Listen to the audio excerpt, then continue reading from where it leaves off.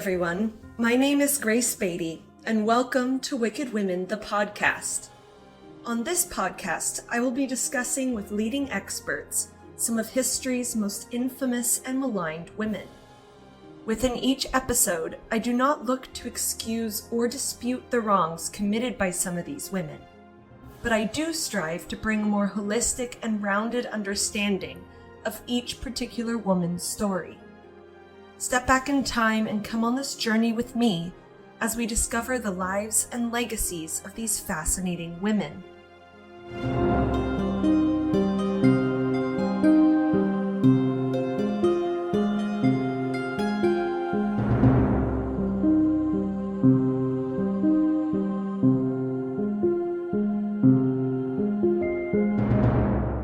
In today's episode, we will be discussing the life and legacy of one of the 19th century's most infamous female serial killers, Belle Gunness. Discussing Belle with me today will be true crime historian Professor Harold Schechter, who has written extensively about some of our country's most infamous murderers and serial killers. Keep listening to learn more. In the remnants of a burned-out farmhouse were the bodies of 3 children in the arms of a woman. What made this a more grisly scene was the fact that the woman had no head. Headlines praised the woman for selflessly protecting and comforting her children in the last agonizing moments of life. However, the following days would reveal a far darker and violent story. Spread amongst the farm were the dismembered bodies of around 14 men, lured to the farm with the promises of marriage. The woman went from being a tragic mother to a monster. Reporters called her the Indiana Ogre, Black Widow, Mistress of the Castle of Death, and Hell's Belle. The real woman, Belle Gunness, quickly filled the public's imagination. How did such an unassuming woman manage to kill so many men? And was the woman inside the charred remains of the farmhouse really Belle Gunness, or just another one of her victims?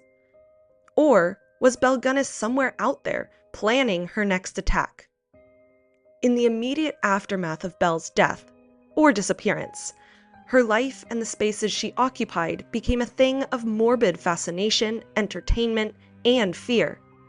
Eventually, Belle became just one in a list of female serial killers who continue to intrigue the public today. What leads a woman to kill? And to kill so many? And what does our own fascination say about us? Belle Gunness was born Brunhild Storset on November 11, 1859 in Norway. Nothing remains of her early life aside from exaggerated legends. In 1881, Brunhild followed thousands of her countrymen and emigrated to America, landing in Chicago and rechristening herself Belle. It was 4 years later that she married for the first time. By 1902, Belle was twice widowed and moved with her young children onto a farm she bought with the insurance money from her first husband. Her widowhood would later be revealed to be the beginning of her murderous ways. Here is Harold Schechter on the early crimes of Belle Gunness. Belle was a Norwegian immigrant who came over here in her early 20s. She married and murdered 2 husbands for their insurance money, came into possession of a big farm in a town called LaPorte, Indiana City, and then began putting advertisements in Scandinavian language newspapers, luring lonely Norwegian bachelors to her farm with the implication that, she might end up marrying them. They would become co-owners of this big, thriving farm. Personal. Comely widow who owns a large farm in one of the finest districts in LaPorte County, Indiana, desires to make the acquaintance of a gentleman equally well provided, with view of joining fortunes. No replies by letter considered unless sender is willing to follow answer with personal visit. Triflers need not apply. To the dearest friend in all the world, no woman in the world can be happier than I am. I know that you are now to come to me and be my own. I can tell from your letters that you are the man I want. It does not take one long to tell Ven to like a person, and you I like better than anyone in the world. Think how we will enjoy each other's company. You are the sweetest man in the whole world. We will be all alone with each other. Can you conceive of anything nicer? I think of you constantly. When I hear your name mentioned, and this is when one of the dear children speaks of you, or I hear myself humming it with the words of an old love song, it is beautiful music to my ears. My heart beats in wild rapture for you, my Andrew. I love you. Come prepared to stay forever. Once the unassuming men responded to the advertisement and began communications with Belle, the relationship would often culminate with them arriving on Belle's doorstep. Belle seemed to be intentional about the men she chose. As Harold points out, she would tend to select men who didn't have families over here and who had some money saved up. And she would instruct them to bring their life savings with them when they came. And, an unknown number of men, at least a dozen lonely Norwegian bachelors, showed up and were never seen again. If anybody made inquiries, she would always say, well, they got tired, they moved away, whatever. As it turned out, when one of these men would show up, she would feed him a nice Norwegian meal that was spiked with poison. And then while he lay in bed semi-conscious at night, she would bludgeon him to death, then drag him down into her barn and dismember them and bury their body parts in her front yard and backyard. In 1908, Belle made a fatal mistake that would lead to her downfall. She lured a man named Andrew Helgelien to her farm. Andrew had a brother, who quickly grew suspicious when he stopped receiving letters from Andrew. It was with this event that Belle's life began to unravel. Here's Harold. Eventually, she did this with one guy who did have a brother, who became very suspicious because his brother had disappeared, and began to make inquiries. And he was scheduled to come visit her. And right before that, her farmhouse burned down. And when the ashes cooled, they found in the ruins of the cellar the torso of a woman and embracing her 3 children. They were all dead. They were all burned. But what they didn't find was her head. But at first she was regarded as a heroic figure. The assumption was her house had caught fire. She had gathered up her children, tried to save them. The building collapsed. They died. Anyway, when this brother of one of her victims showed up, he began to poke around and uncovered actually the remains of his brother, and then further search uncovered the dismembered remains of all of these men in her yard. And it became, this huge nationwide sensation. Belle Gunness's murder farm. One question that arose was whether the remains found in the cellar were actually those of Belle, because the head was missing. So there was a lot of speculation that she had lured some woman of her approximate stature to the farm, murdered her, substituted her body for her own, set this blaze, and then escaped. So, that still remains something of a mystery that people are trying to solve. During Belle's lifetime and immediate legacy, the term serial killer did not yet exist. Now it fills the pages of true crime books, documentaries, horror movies, and more. But what makes someone a serial killer other than just a murderer? And what can that possibly reveal about Belle's own psyche? As Harold states. So the term serial killer, which an FBI profiler named Robert Ressler claimed to have coined in the 1970s, actually, as I discovered in my research, dated back to the 1930s, and it was originally coined to describe a very notorious German, what they used to call lust murderer, named Peter Kürten, who operated during the Weimar era between the 2 world wars. So Kürten, was a serial sex murderer who committed these hideous mutilation murders during that period. And when the term serial killer first entered or first became sort of common usage in the 70s, 80s, it was applied to people like Ted Bundy and John Wayne Gacy and Edmund Kemperer. And these are all sadistic sex killers, as Curtin was. So that was and remains, my idea of what a serial killer is. In other words, a serial killer is someone who commits these crimes because they derive, on some level, sadistic sexual pleasure from it. There's a famous culture critic, Camille Paglia, who says correctly, there's no such thing as a female Jack the Ripper. But that doesn't mean there's no such thing as a female serial killer. It just means that male and female serial murderers commit their crimes differently, and that there's some correlation between the sexual behavior of the human male and the sexual behavior of the female, the way these serial killers commit their acts. So male serial killers, it often tends to be, first of all, they tend to prey on strangers. They'll just pick somebody up at at a bar or whatever, or like Ted Bundy break into a sorority house, and their crimes tend to be very phallic penetrative, a lot of mutilation murder. Women serial killers operate in a different way. First of all, they kind of need to have a relationship with you before they'll kill you. They kill intimates. They kill husbands, children, siblings, close friends. Also, they don't kill in the same way as men. They tend to, you could say, nurture them to death. They poison them. But their crimes are no less sadistic.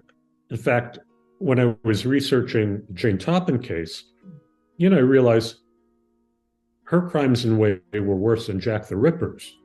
Jack the Ripper killed his victims very swiftly. He slit their throats. All the atrocities he committed on their bodies were done post-mortem, where somebody like Belle Gunness and others of her ilk, took this incredible pleasure in slowly, subjecting their victims to these slow, often agonizing deaths. And again, their victims were their own children, their husbands, their siblings. Anyway, so yes, that's what I became convinced of. That the notion that there were no female serial murderers was ridiculous. It's just that women and men commit these crimes in a different kind of way. In the aftermath of her death and the discovery of the dismembered bodies of countless men, Belle's farm quickly became a tourist destination, drawing in morbid onlookers reminiscent of public executions. Memorabilia, games, postcards, and activities sprung up on her property. The public fascination with true crime has long been an area of study for historians, anthropologists, and psychologists. People pore over photos of the crime scenes, study the mentality of the murderer and the victims, trying to discover motive and perhaps a sympathetic feature. But aside from the study of the people involved in the event, what does our fascination reveal about ourselves? As Harold speculates, it's as hard to explain a Jeffrey Dahmer as it is to explain a Mozart. Some levels of evil that you just can't explain. In fact, I've come to think that one reason we become so fascinated with stories about people like Bundy and so on is that they serve kind of quasi-religious function. They allow us to grapple with this issue that, religion traditionally did, which was, where does evil come from? And again, it's comforting to think that there's a simple, it could reduce it, to the fact that, again, their father beat them. And, those are certainly contributing factors. But ultimately, so far nobody's able to come up with a reason. So, we've been sort of taught that there are no such thing as women serial killers. But I also think that, so my experience and understanding is that the preponderance of the audience for a lot of true crime stuff is women. And I did an anthology of true crime writing going back to the 17th century. And I begin the introduction by quoting Plato, who says, "The virtuous man dreams what the wicked man does," which is to say, all of us law-abiding people possess what the psychologist Carl Jung called the shadow side. There are all these dark, forbidden impulses that we don't want to acknowledge. And in fact, not only don't want to acknowledge, but, would find totally abhorrent according to our everyday morality, but are there. The desire to kill, what for the id, right? The savage id. I think women might be particularly attracted to stories about female serial killers, especially ones who kill men, kill husbands or kill children for that matter, because they're enacting dark, forbidden fantasies that law-abiding, highly moral, well-adjusted, civilized women possess on some level. We see these dark fantasies being acted out, then the people being punished for them. So that kind of relieves us of guilt for having those fantasies. As the Broadway musical Wicked states in the opening number, Glinda the Good Witch asks, "Are people born wicked, or do they have wickedness thrust upon them?" This has been a major question in murder cases, especially with serial killers, for centuries. Was the murderer abused by a parent, a spouse, a stranger? Did that lead to a psychological break or an intense need for revenge? Were they an unassuming member of the public or a ticking time bomb that were warily watched by family and neighbors? There is a constant preoccupation with the question, why? For women like Belle, the public often grapple with questions like, why did a woman do such a thing? Were women even capable of this? Here's Harold.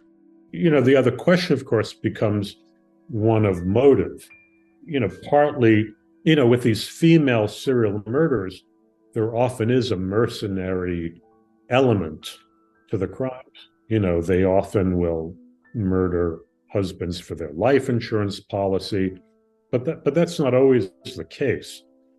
Again, many of them kill their own children, some of whom they do insure in advance of the killings. But, often that's not the case. Sometimes they just get tired of taking care of the kids. But again, in the case of Belle, for example, she was very well off. She had already come into possession of these 2 hefty insurance policies from her husbands, and she was the owner of the substantial farm. So the money, couldn't have been the primary motive. There had to be obviously an element of sadism, and also some, extreme antipathy toward men. One thing about researching the lives of notorious serial killers is until they become notorious serial killers, people don't pay much attention to them. So you don't have a lot of information about their early lives. There are all these stories that Belle had, when she was still over in Norway, had been impregnated by the son of a landowner, who then kicked her in the stomach and forced her to miscarry, and so on and so forth. It seems almost too tidy, that kind of thing. But it's very, very, possible from what one knows about her life, which was very hard scrabble, to think that, she was subjected to various kinds of humiliation at the hands of men. So there's a feminist critic named Anne Jones, who wrote a groundbreaking book called Women Who Kill. From Anne Jones's point of view, some of these crimes, these women, this violent rebellion, you might say, against this oppressive patriarchy. And so I think that for some feminist critics, that is a kind of redeeming feature. It can at times be difficult to prescribe a distinct legacy to women like Belle Gunness. As I was creating this podcast, it was important to not just pick women that could be exonerated or brought into a nuanced shade of gray. Sometimes these women are more evil than sympathetic. In the end, Belle may have murdered for the sole reason that she enjoyed it, nothing more and nothing less. For Harold, personally, what he finds so fascinating about Belle and other women like her is much broader than mere motive or tactics. It provides a deeper look into our own psyche at any given time in our history. Well, I wrote the book. One of the reasons that I choose the subjects that I do, is because I feel these are figures, significant figures, that, whose stories have been lost to history. So, in that sense, I feel it's important to bring that back to public attention.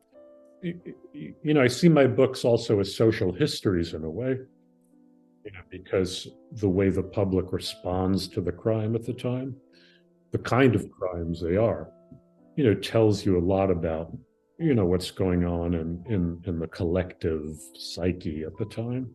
If you read any newspaper anywhere on any day of any year, you're going to find horrific murders.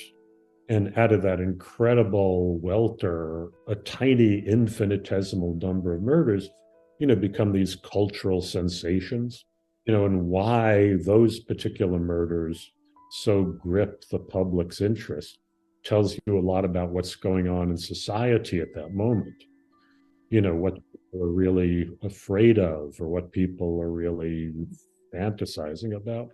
The thing with Belle that was unique had to do with her butchering of these men like farm animals.